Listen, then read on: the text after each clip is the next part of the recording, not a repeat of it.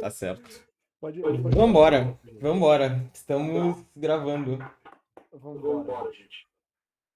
Eu não sei se vocês lembram, não sei se vocês estavam aqui. João, tu conseguiu botar pra gravar aí, na real? Sim, tá gravando. Tá It's gravando? happening. Ok. Uhum. Bom, então, boa noite, pessoal. Eu não sei se vocês lembram, eu não sei se todo mundo estava aqui na última aula, mas a gente deu as várias figuras de linguagem do português. A gente falou das figuras semânticas, estilo a metáfora, estilo paradoxo, estilo antítese. A gente até fez um pequeno remember, uma pequena recapitulação assim, das três principais. A gente falou bastante das figuras fonéticas, né, aquelas relacionadas ao som, que é... Ai, meu Deus, deu um refluxo agora, perdão, gente. Que é a onomatopeia, que é a aliteração e a... João, me ajuda, memória? Assonância? Assonância, isso. E agora, gente, a gente estava terminando as figuras sintáticas, aquelas que vêm quase no meio da frase. E, se não me engano, faltou essas duas. A gente não conseguiu comentar na última aula o policímetro e a anáfora. Por isso, a gente vai dar elas agora rapidinho, para depois começar o conteúdo de fato de hoje, que é... Não vou dar spoiler, tá? Vocês não vão Uhum.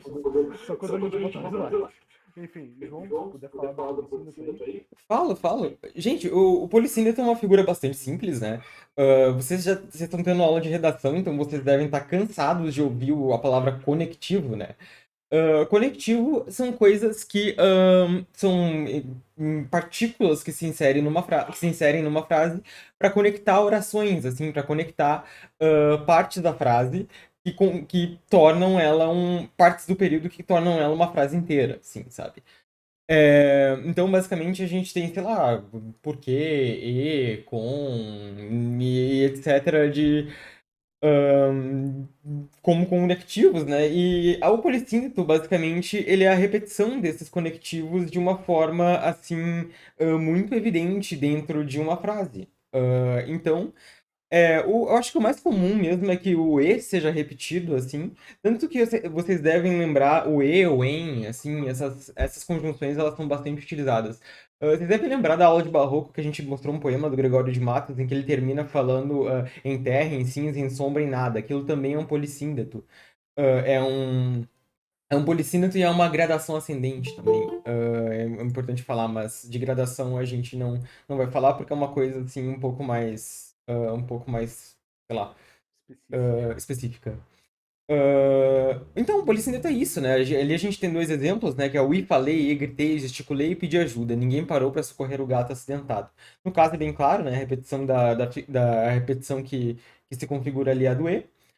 E no segundo exemplo é e a noite é negra e as estrelas não brilham, as pessoas mascaram a voz e a dor e expõem o rosto ao risco e à solidão. Nossa, travei agora. Repetição do E também, junto. Ah, sim, Nicolas, isso que eu tenho bastante, é um tique que eu tenho de falar.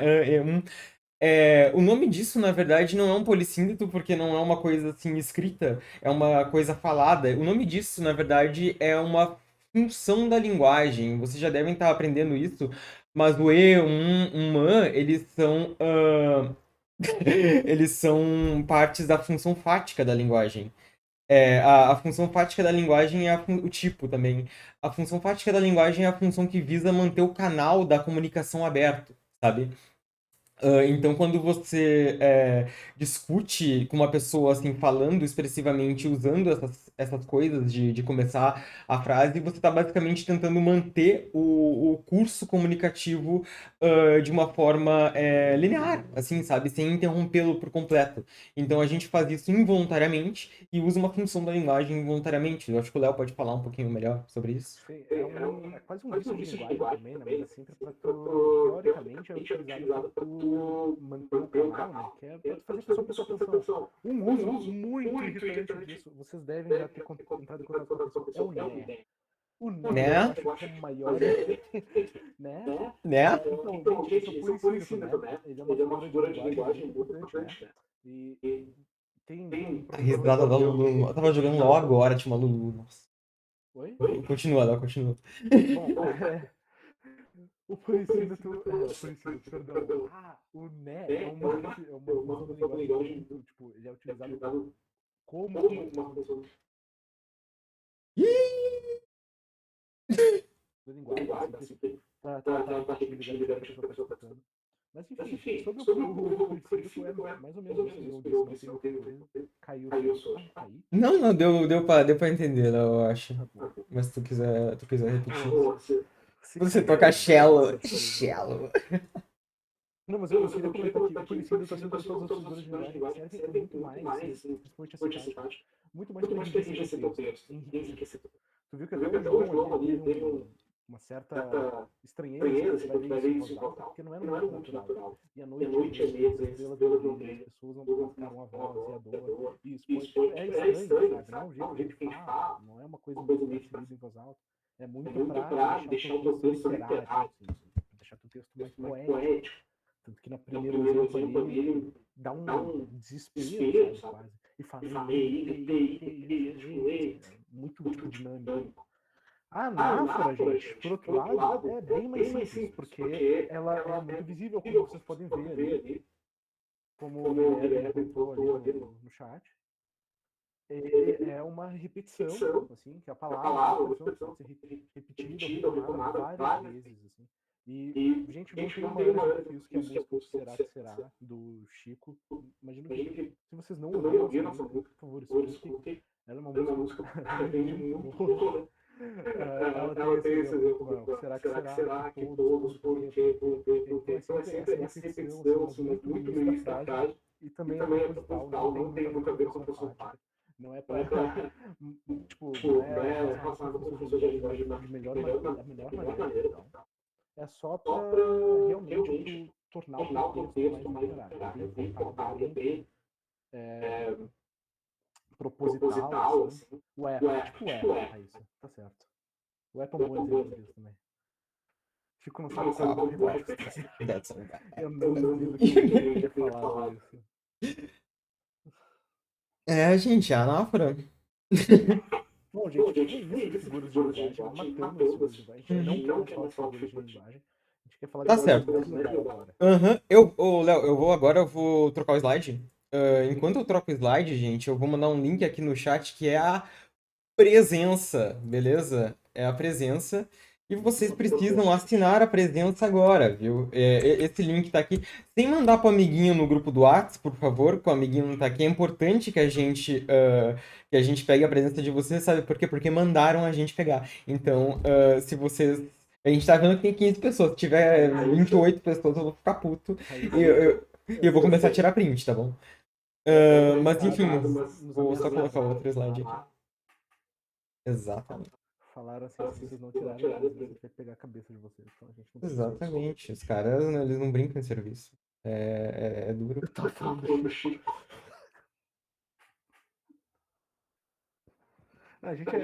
Todo mundo aqui é fanboy do Chico, eu acho. É a Hatsukita, não é aula 9, é aula 10. É aula 10, gente. Mas enfim, a gente vai falar de romantismo. Gente, provavelmente vocês todos já conhecem alguma coisa de romantismo. Alguma coisa, qualquer coisa. Seja livro, seja alguma pintura, seja relacionado a qualquer coisa. Vocês pensam em romantismo, vocês devem pensar em... Ó, deixa eu ver da Raíssa. Não vou tentar chutar, então, vocês vão errar. Tem muitos livros. O romantismo é o primeiro período literário em que a gente pode começar a afirmar coisas mais, tipo, onde de fato sobre o período, quais foram os períodos mais marcantes, assim, como que isso afetou muito diretamente a produção literária do Brasil. Então o romantismo é um período muito mais moderno, muito mais complexo do que os outros que a gente estava vendo, até porque ele veio junto com uma transformação social muito grande na Europa.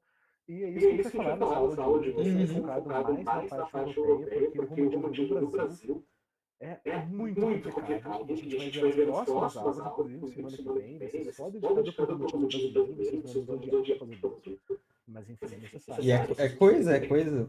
Vocês precisam saber quem é José de Alencar, quem é Castro Alves, quem é Gustavo Dias, quem é Fazenda Jesus. Você precisa saber quem são todas essas pessoas. Mas hoje é o romantismo legal, é o romantismo europeu. E a gente vai falar assim, como começou o romantismo. Ele começou na Alemanha. Na Alemanha, assim, com a publicação de um livro lá. Mas ele não é exatamente começou lá, assim.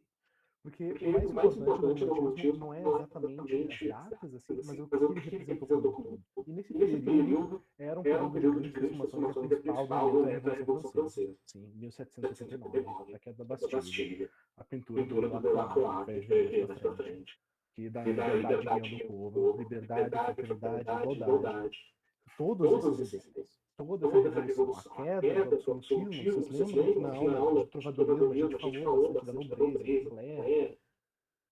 O romantismo nasce nesse período em que isso não existe mais. Não existe mais clero, não existe mais nobreza. Isso deixa de ser o principal. Assim. O que vem como principal? Qual que é a nova classe dominante? O que acontece no romantismo que muda tanto? A Revolução Francesa e a ascensão da burguesia. Então o romantismo é uma arte essencialmente burguesa. O Elon Musk, sim, é a arte do Elon Musk. É a arte dos novos ricos, é a arte da revolução. Não exatamente como o arcatismo é a arte da revolução, porque tem gente que fala, né, que o arcatismo, por ele ser a arte da Consciência Mineira, é uma arte revolucionária. Eu diria que não, porque ele tem uma forma muito antiga, uma forma neoclássica, como a gente pode dizer. Ele era muito focado naqueles aspectos de academia, de arcádias, e tradição literária, querendo recuperar tradições coisas do Renascimento. O romantismo realmente é completamente revolucionário, porque ele tem uma forma mais livre, ele tem um estilo que nunca foi visto antes, ele tem uma subjetividade muito grande, exatamente aquilo do barroco, mas ele tem uma liberdade maior para expressar seus sentimentos, ele tem muito mais nuances agora diferente dos outros períodos. Então, assim, tudo muda nesse período de tempo, gente. Tudo muda. O século XVIII teve não só essa mudança, mas teve a mudança da Revolução Industrial também, que foi muito importante. E cada vez mais essa mudança de contexto social está influenciando as obras, porque agora o foco não é mais a humanidade, a natureza, um todo, sabe? Não é mais quem pensa mais no todo, quem pensa mais no coletivo. Agora é muito mais individual, é muito mais teu, é muito teus sentimentos, é muito como tu vive, como tu tá se sentindo nesse momento. Tanto antes da Revolução, tanto pela miséria que tu vive antes da Revolução, tanto depois da Revolução, tu não sabe o que tu tá sentindo. Porque tu sozinho é uma pessoa muito pequena para lidar com esse mundo muito grande. Então, assim, é realmente como tu botou ali, é uma arte que enfrenta e resiste a um mundo onde a coletividade, o racionalismo e os marcos da modernidade são predominantes. Então é tu diferente a tudo isso, tu diferente a essas mudanças. Tu reagindo ao iluminismo, à revolução, depois da revolução, ao napoleão. É tu contra o mundo. Então é uma arte muito positiva. João, tu quer adicionar alguma coisa? Não, eu só acho que. Não, eu falei não, mas eu vou adicionar. Gente, muitas vezes a gente vai falar que essa é uma arte individual, uma arte individualista, uma arte introspectiva. E vocês talvez olhem para essas pinturas, tipo essa pintura do Delacroix, e vocês pensem, não, putz, mas é uma arte individualista, mas é uma pintura sobre uma baita de uma revolução enorme, cheia de gente, então não é uma pintura sobre o povo. Sim, a gente vai falar disso mais tarde, mas pensem também que o amor pela nação e o amor pelos ideários que a pessoa acredita também faz parte do indivíduo. O patriotismo faz parte do indivíduo. O amor do indivíduo pela sua pátria faz parte dele. Então não façam essa confusão, assim, sabe? Pensem que a expressão do Delacroix nessa pintura aí é uma pintura que, pô, que expressa o que ele sente quando ele pensa na França revolucionária, né? Então, basicamente é isso, né? Vamos passar um pouquinho agora peraí, para as características gerais do romantismo. Gente, o romantismo ele é um período bastante complexo, assim, no sentido de definir as características dele. Mas como o Léo já falou, a gente tem uma relação do fazer artístico, da produção da arte, muito forte com o indivíduo. Ou seja, a pessoa que produz uma arte romântica, ela é introspectiva, ela olha para si, para os seus sentimentos e para sua relação com o mundo, assim. E frequentemente a gente vai ver dentro da arte romântica, uma relação assim da pessoa com lugares como a natureza e às vezes até com a cidade, mas mais com a natureza, onde a pessoa vai lá e contempla sobre a própria existência, sobre si, sobre as coisas que acontecem com ela, os amores, os sofrimentos. E essas coisas mais, assim, mais internas, mais nossas, assim. Diferentemente, assim, do Barroco, por exemplo, onde a introspecção se relacionava muito ao pecado, à salvação, né? No romantismo a gente tem uma introspecção egocêntrica, uma introspecção relacionada com o que está acontecendo com a gente, né? E nesse sentido a gente tem aqui algumas características mais gerais, assim, que, como eu já disse, o subjetivismo, né? O subjetivismo, ele entra nesse aspecto das emoções, né? Então, quando a gente fala, o romântico, ele vai falar muitas coisas e vai querer dizer outras nas entrelinhas, assim, frequentemente, né?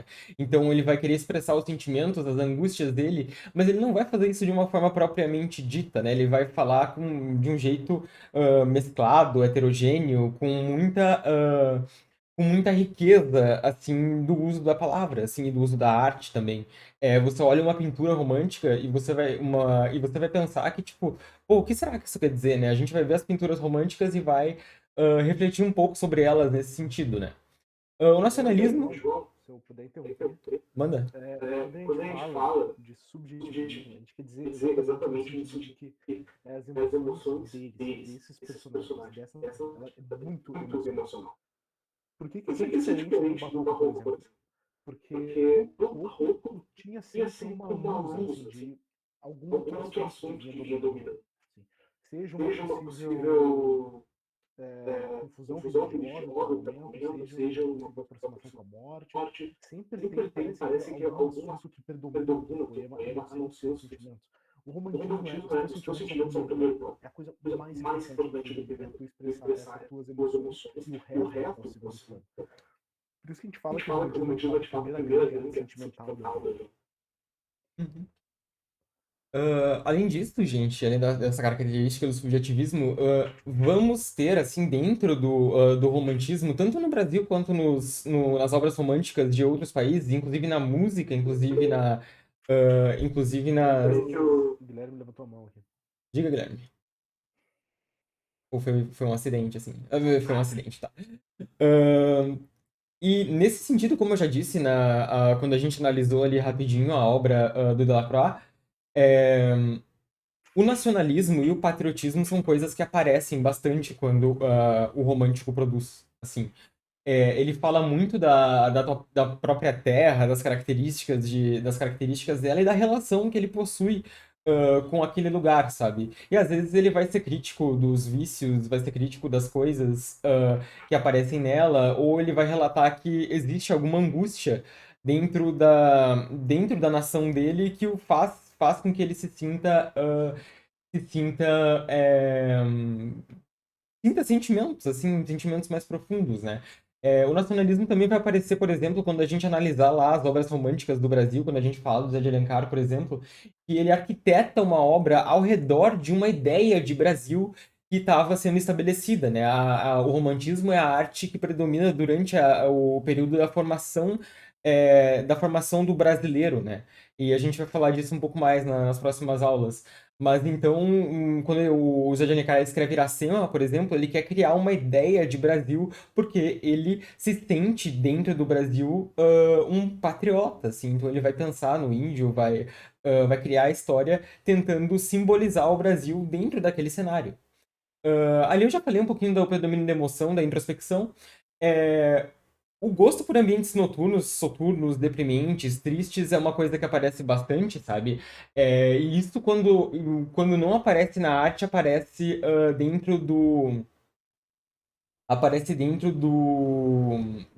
da descrição do local, assim, da descrição do local, do ambiente em que a pessoa tá situada, sabe?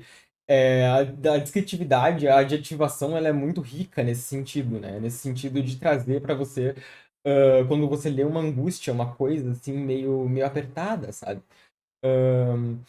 E como dentro desse cenário existe um negativismo intrínseco, né? A gente vai ter muitas vezes imagens de morte, de desamparo e um desejo por escapar desse cenário que causa angústia, né? O romântico muitas vezes ele vai lá e vai pensar que o desenvolvimento rápido e vigoroso e enorme das cidades que está acontecendo em virtude da ascensão burguesa é algo muito assim que sobrepõe, que o carrega demais nas emoções, assim. Então, o romântico às vezes ele vai falar que ele queria ir para a natureza, pensar na própria vida, pensar em por que que ele se sente tão angustiado, ou pensar um pouco sobre os relacionamentos e os amores do qual ele tá passando, né? E ele vai escapar não só para um lugar distante, assim, para um lugar do campo, assim, que é uma coisa que parece um negócio do arcadismo, mas é bem diferente, né? A gente vai ver quando a gente falar dos livros que a gente trouxe hoje.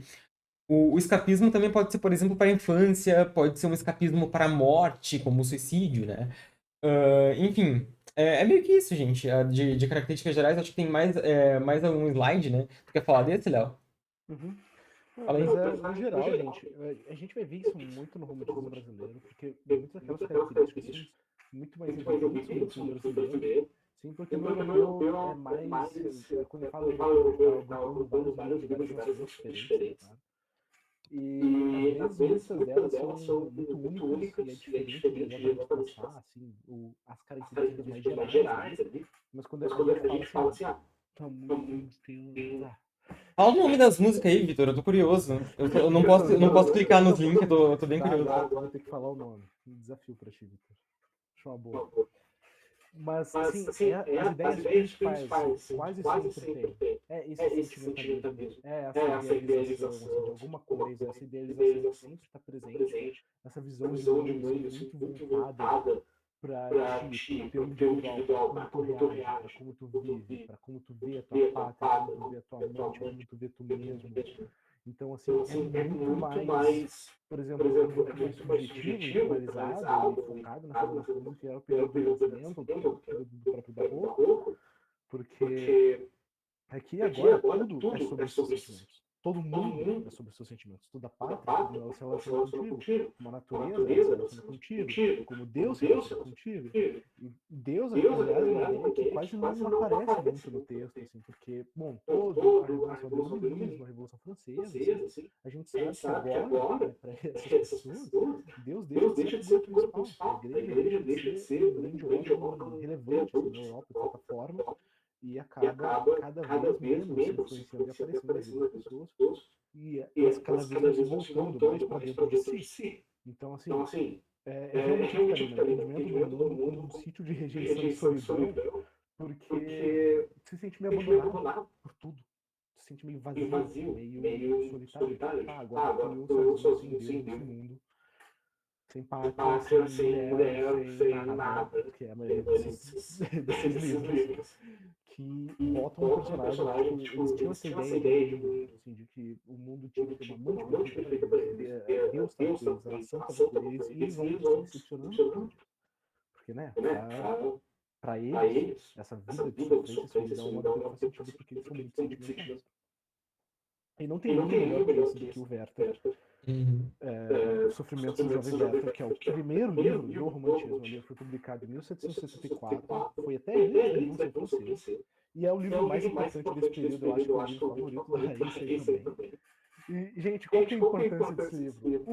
A principal é por ser o primeiro grande best-seller na Europa. Eu acho que todo mundo mencionou isso. As pessoas faziam cosplay de Werther, se vestiam que nem ele, teve uma onda de suicídio na Europa por causa desse livro. Ele é um livro bem. Efeito Werther, né? O efeito Werther, Efeito é um Werther. livro bem complicado. Minha mãe disse que ela matou todo mundo.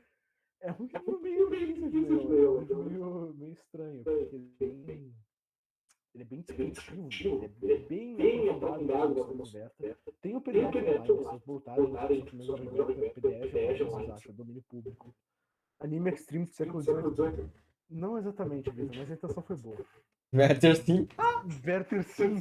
O Werther é o seguinte. O Werther, aliás, falando agora um pouco mais da história, quem não conhece a história do Werther, ele era um jovem, ele era rico, ele se muda para uma cidade do interior, ele era pintor, músico, ele era um artista completo, mas ele era, tipo, feliz na dele, na cidade do interior, e lá ele conhece a Carlota, gente. E a gente acompanha essa história através de cartas, assim, que a gente vai ver o Werther com um amigo dele. E ele conhece a Carlota. E no início, ele vai descrevendo, tipo, não, porque meus dias aqui estão muito bons, mas aí eu vi essa Carlota, meu Deus do céu, parece com um raio de sol apareceu na minha, nunca senti tantas coisas, quantos pássaros começaram a ciscar no peito, e vai passando o tempo, e ele vai cada vez mais descrevendo a relação da Carlota. Tem uma cena que ele descreve da Carlota dando comida na boca pro pássaro, e ele descreve que é o jeito que ele descreve, assim, uma espécie de fusão da natureza, ela tentando um pássaro dando comida, né, pro outro. E essa natureza materna dela é uma visão super idealizada feminina. A Carlota não tem nenhuma falha, obviamente. Ela só existe pra ser essa mulher perfeita platônica que o Werther idealiza. Só que o Werther não fica com ela. Vocês provavelmente sabem, né, da história. O Werther fica sozinho e quem fica com a Carlota é o Alberto. Eu não sei, uma coisa que até hoje eu não sei como que é o nome do Alberto em alemão, porque obviamente não é Alberto. E não Deve ser Albert. deve ser Albert. Talvez, sei lá, não sei. Bom, Pareça alguém que sabe alemão, né? é, eu sempre leio Alberto, eu sempre acho engraçado, porque tem Carlota, Werther e Alberto. É muito estranho. Mas é que não é Carlota, né? É Charlotte. Mas tu lê Charlotte. Albert é alemão, é verdade. Pô, só que você já Albert. E ela só diz que não. Ela é bem seca, ela é um personagem tipo estranho no livro, até porque ela não aparece no livro. Ela não, tipo. Não que eu digo que ela não aparece ali, porque ela não existe como pessoa, praticamente. Ela existe só sobre os olhos do Werther, dessa mulher perfeita que vai consertar todos os problemas dele. E ela fica com o Werther, e o Werther fica destruído porque ela não fica com ele. Mas assim, ele é tão simples, ele é tão capacho, que ele começa a ficar amigo do casal e ele começa a achar o Alberto o melhor cara do mundo. Fala assim, caralho, o Alberto é um cara fantástico, meu Deus do céu, eu nunca conseguiria ser com ele, realmente ele é um casal perfeito. E por causa disso, gente, ele fica tão desiludido, ele acha que o Alberto é o par perfeito pro amor da vida dele. O que ele faz? Então ele se mata, gente. Porque ele vê que o mundo não deu certo. Ele vê ela cuidando dos filhos, né? E ele vai lá e. Era realmente uma cena horrível, assim, de tipo. Tem até um poema do Augusto dos Anjos, né? Que ele fala. Tem um poema do Augusto dos Se Anjos. Werther morreu por ver Charlotte dando comida às crianças. Tipo, o Werther vê toda a vida que ele não tem com a Charlotte e pensa assim, nossa, realmente não tem pessoa melhor pra cuidar dela do que o Alberto. Então, minha vida não faz o menor sentido. E aí ele se mata. Gente, esse livro foi lançado em 1774. Isso faz mais de 200 anos. Até hoje, esse é o livro mais influente que existe, gente. Esse livro foi lido por realmente toda a Europa, né? Foi o maior marco estilístico, assim, em sentido de literatura do Brasil. Porque toda a literatura do José de Alencar parece que foi uma derivação assim, desse livro, de alguma forma. É sempre alguém sofrendo fruto de amor que a pessoa morre. Porque o amor dói muito. Machado de Assis já traduziu esse livro. Todos eles leram, assim. Aloysio de Azevedo, o louco lá? Aloysio de Azevedo. Eu acho. Não. Aloysio de Azevedo é o cara do cortiço. O Álvares de Azevedo é o cara louco. Isso. O Álvares de Azevedo é praticamente um Werther brasileiro. Então, assim, é um clássico absurdo que fez muito sucesso esse estilo de livro desse homem que não tem nada, assim, né? Tu vê que ele vai pra uma cidade pequena, ele é focado de fato na nação dele, mas ele se sente meio abandonado. E ele se sente meio andarilho, assim, pelo mundo, por tudo. Eu não gostei muito do motivo da Madame Bovary. Madame Bovary é um livro bem interessante, a gente vai falar dele eventualmente. Mas o romantismo é um período que durou, tipo, mais ou menos quase 100 anos na Europa. Madame Bovary foi lançada em 1860. O Madame Bovary ele é um realismo embrionário, né? E Madame Bovary já é o início do realismo, né? Total, assim, marcante. Um realismo ali meio. E é tipo o completo oposto do romantismo. É bom a gente falar do realismo mais pra frente, porque vai ser o romantismo, só que não, né? O romantismo com menos na frente, que é pra mostrar o contrário. Mas o final do livro do Werther virou como que é, sintoma psicológico? Não, né? Virou, tipo, razão, assim, as pessoas falaram assim, nossa, esse mundo de Werther tá se matando por causa de uma obra. Assim, quando fala que foi uma obra que é muito marcante, quando vê a parte das pessoas, de todo mundo, as pessoas falam, essa obra de Werther já de novo. Então É um desses livros, sabe? É um desses que todo mundo conhece, todo mundo tem que conhecer. Eu diria que vale a pena todo mundo ler esse livro, por mais que ele pareça muito triste. Ele não é tão triste. Ele tem uma certa natureza agridoce, assim, de certa forma, porque o jeito que ele descreve Carlota é sempre muito bonito, mas tu sabe, eventualmente, que ele vai se matar por causa dela. É meio complicado, mas enfim, é uma boa experiência ler curtinho, gente. Não é o maior livro do mundo, não é um Don Quixote, não é uma obra de arte, vocês não vão morrer lendo. Enfim, o outro livro que ele selecionou aqui para falar com vocês, que representa bastante essas características do europeísmo, do europeísmo, meu Deus do céu, do romantismo europeu. Pá, eu me confundo muito lendo títulos, às vezes eu fico olhando para os dois, assim, é sempre maluco. É a peregrinação de Shield Harlot. Harold. Eu não sei porque eu li Harold. Esse livro é do Lord Byron. Eu não sei se vocês conhecem o Lord Byron. O Lord Byron é um autor que a gente não vê muito, assim, geralmente na escola ou no ensino médio. Mas eu detesto ele. Mas o Byron é um cara que ele representa o romantismo como ninguém, porque ele é um cara que se peregrinou, ele foi além do país dele, não lembro qual que era, eu acho que ele era sueco, não sei. Sabe, João? Quê? O país de origem do Byron, eu realmente não sei. Inglaterra. Ele era da Inglaterra? Sim, vou googlar. Vai falando. Ele foi morar em vários outros países ao longo da vida. Ele era um cara rico pra caraca. Fazia bullying com kids, ele fazia bullying com kids. Então, assim, Londres, Reino Unido. Ele era de onde? George Gordon Byron, Londres, Reino Unido, e morreu em Mesolonge, na Grécia. Ele era um cara completamente nessa vibe de tipo, a pátria me abandonou, tudo me abandonou, não tenho nada pra fazer aqui. Então ele foi se viajar pela Europa, se aventurar pela Europa.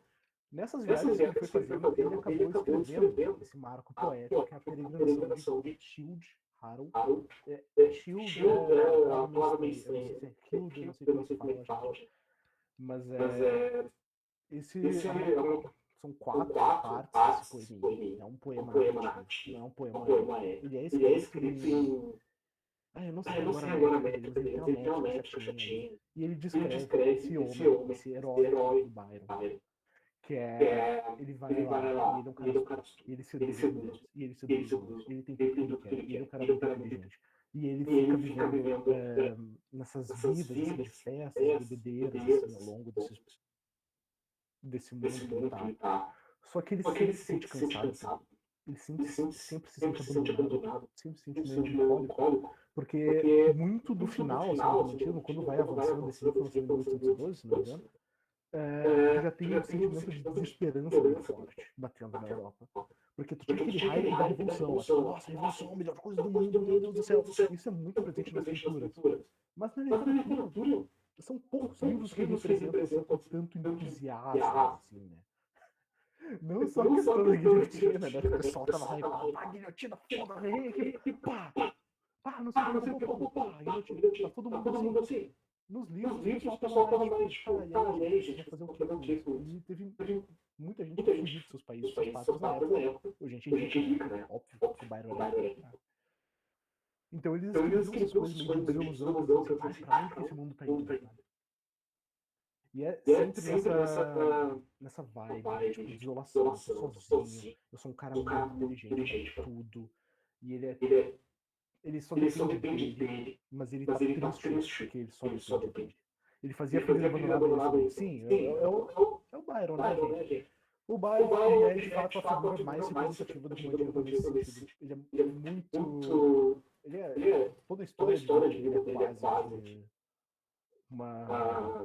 uma tragédia que ele mesmo escreveu, assim, de certa forma.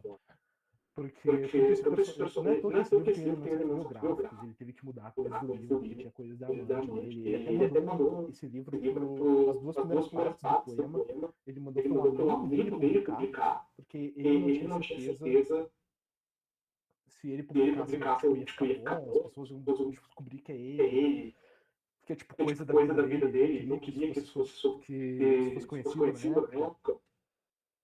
Então, assim, esse livro é mais importante não só pelo conteúdo dele, mas porque ele forma muito esse arquétipo do homem romântico, do homem abandonado, do homem inteligente, mas do homem que tem que se virar sozinho nesse mundo muito grande, e como isso afeta muito os sentimentos dele, como isso traz uma melancolia muito inerte a ele. É isso aí, gente. Perceberam como o Léo gosta de romantismo? É que é o seguinte, o romantismo tem um problema muito grande que a gente vai falar no realismo, mas essas representações românticas, elas são muito rasas. Elas são muito rasas porque tu não tem uma visão crítica da coisa. É uma visão sempre ultra sentimental e ultra, ultra sentimental e quase que infantil, assim. Tu não tem uma reflexão da coisa. É juvenil, era essa palavra que eu queria. É Juvenas. É sempre tão idealizado, é sempre tão. Tipo, tu vê eles criando crianças às vezes. E eu entendo que é o propósito dos livros. E, nossa, no romantismo brasileiro é a coisa mais presente, assim, os personagens falando como se eles tivessem 50 anos de idade. Porque não, você é a pessoa que eu sou, e agora eu vou falar com você pela vida toda. Cara, é um saco. É um saco. E não é à toa que o realismo fala assim, pelo amor de Deus, gente. Vamos mudar isso aí, né? Pelo amor de Deus. Eu não quero ficar aqui em casa fazendo nada. Por isso que Madame Bovary é um livro bem legal, porque a Bovary, ela começa a ler um monte de coisa e ela fala assim, nossa, por que eu não sou que nem essas mulheres? Por que eu sou adúltera e tenho depressão? E começa a ter uma crise existencial e começa a ser um personagem muito mais interessante do que a Charlotte, que é uma personagem ou a Lucila, que a gente vai ver na próxima aula. Mas enfim, falando das artes, meu marido é um pateta, eu odeio ele. Falando das artes visuais, agora é bem diferente, acho que o João pode falar mais agora. Tá? Gente, artes visuais, assim, eu acho que é muito bom a gente lembrar do que a gente via nas artes visuais, nas artes plásticas anteriormente, ali no Barroco, que a gente observou, assim, uma construção artística que era muito ligada a uma expressão religiosa da realidade, uma expressão de feitos heróicos, uma expressão de figuras, assim, bíblicas fazendo coisas, assim, basicamente. E quando a gente via uma cena trágica, uma cena difícil de se ver, a gente via, por exemplo, uma representação tipo aquela lá do Êxtase de Santa Teresa, que era uma representação trágica da Bíblia, mas ainda assim religiosa, né? Nesse sentido, e isso tinha muita ligação com aquele fato de que na época o financiamento dos artistas ele era relacionado com a igreja, que era bem dominante, assim, mas com o nascimento da burguesia e com o começo das revoluções dentro da Europa e a quebra do absolutismo, que tinha uma ligação muito íntima com a igreja, a gente tem uma mudança bem rica na arte, assim. A arte do romantismo, ela vai romper com esses dogmas clássicos, com essas estéticas clássicas, e ela vai trazer representações artísticas de todos os fatores que a gente já falou. Então, a gente vai ter uma representação artística da introspecção da natureza, da tragédia, da nostalgia e do patriotismo, ali, que nem eu coloquei no slide. E muitas vezes a gente vai ter representações assim de cenas naturais enormes em que o ser humano está ali colocado como pequenininho diante de uma vasta paisagem. Inclusive essa figura que está no background do slide é uma pintura que eu vou mostrar no próximo slide e representa isso muito bem, representa o romantismo muito bem, eu sinto. Temas, assim, basicamente, vão ser temas revolucionários, como os temas do Delacroix, que a gente viu ali lá no começo, né? Os temas relacionados à Revolução Francesa, os temas relacionados ao pós da Revolução Francesa, tipo esse quadro aqui do Goya. Esse quadro aqui do Goya, ele é bem, assim, dolorido, né? De se ver, né? Você vê e ele tem ele te dá uma sensação de tristeza, de raiva, de ver essas pessoas, esses soldados, que são soldados franceses, que logo após a invasão do Napoleão na Espanha, eles foram lá e executaram as pessoas que não colaboravam com a invasão, de certo modo. E o Goya resolveu representar isso, representar a revolta interna dele com esse processo de humilhação, de subjugar, assim, que aconteceu com a Espanha nessa época, ele representou esse nacionalismo, esse patriotismo dele através dessa pintura. Em outras pinturas a gente tem outros retratos da realidade, assim. Aqui nessa primeira a gente tem um cara parado, assim. Essa pintura é bem famosa, né? Essa pintura do Caspar Friedrich. Ela... O Goiás espanhol, assim. Sim, ele é bem legal. E assim, essa pintura aqui, ela te traz essa da esquerda, ela te traz uma ideia muito, muito forte, assim, de pessoa que tá olhando pro nada, viajando e pensando, sabe? E era essa a intenção, eu acho, sabe? Ali a gente tem uma paisagem natural gigantesca, enorme, assim, que mostra uma grandeza da natureza, assim, perto do ser humano, tanto que o título é O Aventureiro acima do Mar de Névoa, né? O Andarilho, o Andarilho acima do Mar de Névoa. O Mar de Névoa, né, é uma coisa que implica o tamanho da coisa em relação ao cara, né? A gente vê ele olhando, olhando, olhando assim, e a gente pensa assim, dá a sensação mesmo de que o cara tá, tá refletindo, assim, ele tá pensando sobre si próprio dentro de um cenário natural, assim. E essa é a ideia, assim, de muitas das obras românticas, sabe? De uma pessoa que se retrai desse mundo burguês vibrante. E passa a olhar para si mesma, de certa forma, né? Então a ideia de reflexão tá muito rica nessa pintura e é por isso que ela é bastante simbólica do romantismo. A do lado, ela já é um cenário assim mais relacionado à vida, assim, à vida urbana, à vida ah, dentro do Cudgels. Cudgels é porrete, basicamente, é uma briga com porretes.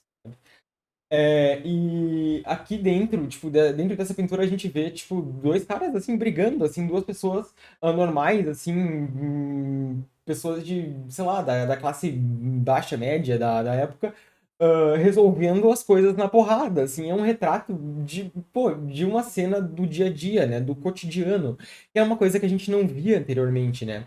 A gente vê, tipo, um retrato, assim, dos seres humanos dentro de uma situação que não é infrequente, assim, na vida, sabe? Não é uma aventura idealizada, não é uma guerra. Tem uma sensação de conflito, uma sensação de angústia, mas não uma sensação de angústia gigantesca, enorme, né? Ela só te dá uma ideia de conflito mesmo, assim. E o Goya tem várias pinturas assim, viu? Ele tem várias pinturas que expressam conflito, várias pinturas que expressam a ideia de batalha, de dor, assim, enfim. Por último, gente, eu queria falar um pouco da música romântica. Botei o list aí, a Raíssa vai ficar feliz, né? Então, música romântica, gente. A música romântica, ela é interessante pra caramba. Não sei, você quer falar alguma coisa, Léo? Antes de eu falar disso. Pode mandar bala. A música romântica, gente, ela é muito interessante, assim, pra gente entender, porque quase sempre quando a gente vai e fala de música clássica hoje, na atualidade, a gente pensa em diversos nomes. A gente pensa no Chopin, a gente pensa no Mozart, a gente pensa no Beethoven, e todos esses caras são de alguma forma relacionados ao romantismo, assim, sabe? Especialmente o Beethoven e o Chopin. É, é interessante o Tchaikovsky também. Eu tinha botado o Tchaikovsky no plano de aula, não coloquei o Tchaikovsky, putz. Mas sim, o Tchaikovsky também era um compositor romântico. E basicamente o que acontece aqui dentro da música é que são compostas peças musicais assim bastante complexas, né? Sinfônicas, concertos assim, sinfonias e concertos que têm uma complexidade musical muito grande, né? Eles requerem um uso mais assim mais rico da instrumentalização assim. Para você ter uma ideia, tem uma música do Tchaikovsky em que ele faz na parte da sinfonia, ele coloca, tipo, canhão de 80 milímetros. E ele bota as notas do canhão, que é o do barulho do canhão disparando. E tem vídeos no YouTube de orquestras tocando a música com o canhão de verdade, tocando as notas, assim, é bem interessante. Mas enfim, o patriotismo também é bastante presente dentro das músicas, né? Eu acho que quando a gente fala do Liszt, fala do Chopin, a gente lembra das rapsódias húngaras, a gente lembra das poloneses, né? O Liszt fez as rapsódias húngaras em homenagem à Hungria, né? E o Chopin fez as poloneses em homenagem à Polônia, né? O lugar onde ele nasceu. Em teoria, assim, são coisas assim, bastante complexas. E especialmente o Chopin e o Liszt, eles são compositores que até hoje são conhecidos por produzirem as peças de piano mais difíceis de tocar, assim, as transcrições mais estranhas, assim, por exemplo, sei lá, tem uma música do Liszt que ele transcreve do violino do Paganini para o piano, que chama La Campanella. É um estudo muito altamente complexo, né? E o Liszt, ele era um cara, ele era super chique, assim, ele adorava performar, assim, ele era tipo um artista, uma Lady Gaga da época, assim, ele ia lá e ele destruía ele era um show-off, exatamente, ele destruía no piano lá e macetava as notas lá, e todo mundo ficava, ai meu Deus, inclusive surgiu uma mania sobre o Liszt chamada Listomania, que você já deve ter ouvido uma música com esse nome aí, é baseada nisso. Sobre música é isso, gente. Eu já vi que já deu horário aqui, então não quero ficar prolongando vocês muito. A gente de fato chegou no fim do slide aí. É isso. A aula de hoje era essa. Queria pedir para vocês não esquecerem de assinar a presença que eu coloquei aí no chat. Eu vou botar de novo, inclusive, para vocês assinarem aí. Só botem os seus nomes lá e ajudem a gente, please, a não sermos, a não assim, não comerem nosso fígado. Ah, e é isso, gente. Muito obrigado por virem. A gente continua com o romantismo na próxima aula. Talvez a gente tenha uma surpresa aí pra vocês na semana que vem. Torçam por nós, porque é uma surpresa muito boa. A surpresa Torçam foi muito por nós. essa. E é isso aí, chuchus. Muito obrigado aí por participarem. Tchau, tchau.